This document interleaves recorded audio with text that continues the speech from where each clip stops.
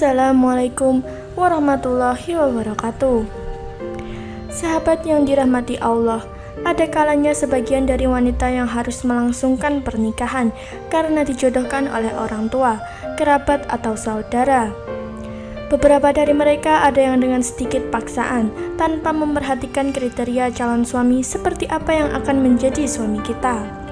Ada juga beberapa calon suami terlihat baik di awal proses perkenalan, namun setelah menikah, suami mulai kelihatan aslinya dan meninggalkan sholat. Lantas bagaimana hukum melayani suami yang tidak sholat menurut Islam? Benarkah haram hukumnya? Suami yang tidak sholat menggauli istri sahnya? Lantas bagaimana cara dan hukum istri menyuruh suami sholat? Jika suami tidak sholat 5 waktu, maka yang menjadi pertanyaan, apakah boleh istri tetap bertahan dengannya? Para ulama berbeda pendapat mengenai hukum orang yang meninggalkan sholat. Di antara mereka ada yang mengatakan kafir akbar yang mengeluarkan dari Islam, dan ada yang mengatakan kafir asghar yang tidak mengeluarkan dari Islam. Namun mereka sepakat bahwa orang yang meninggalkan sholat itu kafir, namun berbeda pendapat mengenai jenis kafirnya. Ulama yang berpendapat bahwa yang meninggalkan sholat itu kafir asghar, mereka tidak memandang wajibnya memfasak atau membatalkan pernikahannya, dan mereka berpendapat bolehnya suami atau istri tetap bertahan dengan istri atau suami yang tidak sholat dan boleh juga meninggalkannya. Dan sebagian ulama berpendapat bahwa yang meninggalkan sholat itu kafir akbar, dan ini diriwayatkan dari sekelompok ulama juga merupakan pendapat mayoritas para salaf. Di antara dalilnya adalah hadis Nabi SAW dari sahabat Jabir. Pembatas antara seorang muslim dengan kesyirikan dan kekafiran adalah meninggalkan sholat. Juga hadis dari sahabat Abdullah bin Buraidah, Rasulullah SAW juga bersabda, perjanjian antara kami dan mereka orang kafir adalah sholat. Barang siapa meninggalkannya maka dia telah kafir. Maka mereka berpendapat tidak boleh sama sekali suami istri bertahan dengan suami istri yang meninggalkan sholat. Adapun orang yang terkadang sholat dan terkadang tidak, maka para ulama memandang dalam masalah ini yang rajih atau kuat, orang tersebut tidak kafir, namun ia telah melakukan dosa yang besar tetapi tidak sampai kafir. Sahabat yang dirahmati Allah, sebelum kita lebih jauh membahas hal ini, kami ingatkan untuk terus dukung channel ini agar bisa istiqomah dalam syiar Islam dengan cara klik tombol subscribe dan nyalakan lonceng notifikasinya. Bila seseorang meninggalkan sholat secara sadar dan sengaja karena enggan, menolak kewajiban, atau malas, maka ia dihukumi kafir, murtad, dan keluar dari Islam. Maka dalam hal ini berlaku juga hukum-hukum bagi orang yang telah keluar dari Islam. Di antara hukum-hukum tersebut, ada yang terkait dengan status pernikahan. Orang yang murtad, maka ia tidak boleh menikah dengan seorang muslimah. Jika sampai terjadi akad nikah, maka akad tersebut tidak sah. Bila ia meninggalkan sholat setelah akad nikah, maka pernikahannya menjadi gugur secara otomatis, alias pernikahannya batal secara agama, dan istrinya menjadi tidak halal baginya. Wajib bagi seorang wanita untuk menjauh dari suaminya yang meninggalkan sholat dan kembali kepada walinya, sampai suaminya mau bertobat dan sholat.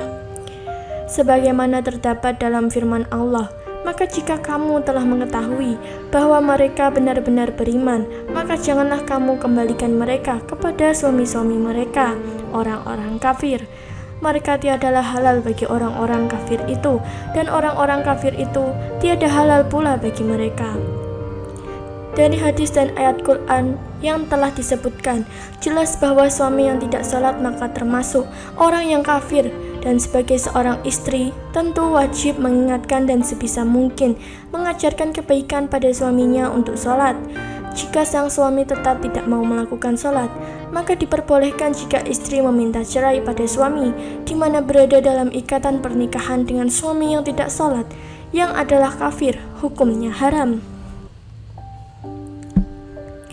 Sebagian ulama ada yang berpendapat bahwa bila seorang suami yang tadinya meninggalkan sholat, lalu ia bertobat dan ingin rujuk kepada istrinya, maka harus dengan akad baru. Wallahu alam. Lantas, bagaimana tindakan istri menghadapi suami yang tidak sholat? Apabila suami meninggalkan hak Allah, maka istri dalam hal ini, sebagaimana suami, dia disyariatkan memisahkan diri darinya dengan gugat cerai atau semacamnya. Istri yang memiliki suami tidak sholat, pertama, harus mengingatkan terlebih dahulu dengan sungguh-sungguh. Jika suami tetap tidak mau sholat, maka istri boleh meninggalkan atau meminta cerai. Sebab, jika terus-menerus bertahan, sama saja dengan istri menyetujui perbuatan kafir suaminya tersebut. Namun tentunya hal tersebut dilakukan dengan proses terlebih dahulu, yakni mengingatkan dan meminta dengan sabar hingga suami mau sholat, serta minta bantuan orang yang saleh dan meminta petunjuk kepada Allah agar diberi jalan yang terbaik mengenai ibadah suami dan mengenai jalan terbaik untuk kelangsungan rumah tangga. Sahabat yang dirahmati Allah, beberapa hal berikut ini bisa menjadi langkah yang baik untuk Anda lakukan sebagai istri untuk menyadarkan suami sholat.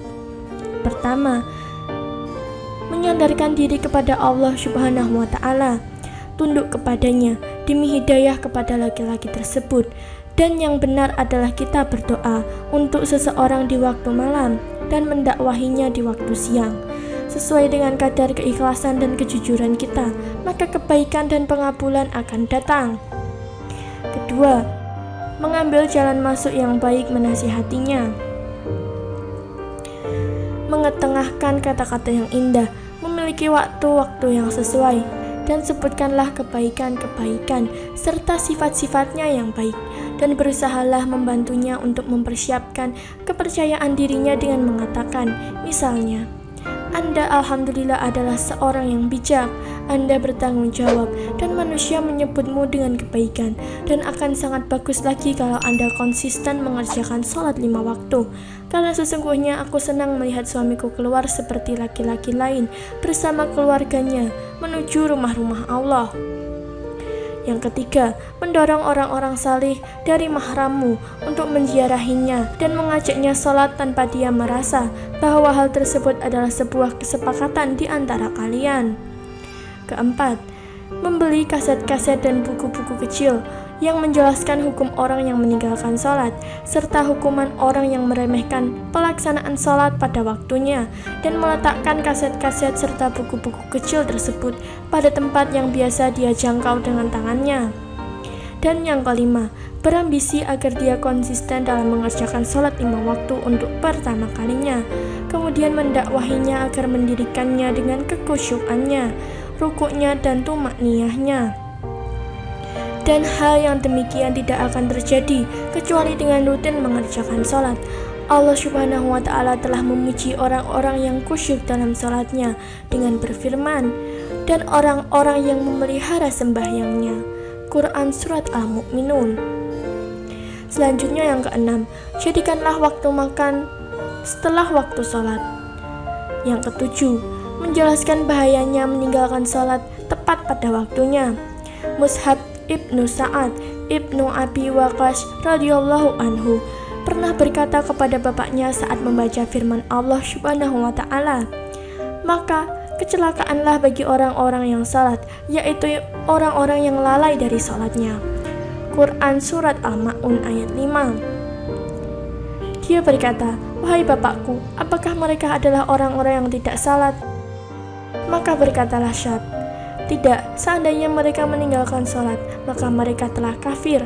Akan tetapi mereka adalah orang-orang yang mengakhirkan, menundanya dari waktunya. Hadis riwayat Al-Bazzar dan Tabrani. Terakhir ke-8, menggunakan sarana-sarana dan senjata berpengaruh yang dimiliki oleh seorang wanita untuk memaksanya agar rutin mengerjakan sholat, seperti menolak makan bersamanya, duduk dengannya, serta menolak tidur di pembaringan, dan tidak ada larangan menyampaikan keinginan cerai jika dia tidak menjaga pelaksanaan sholat.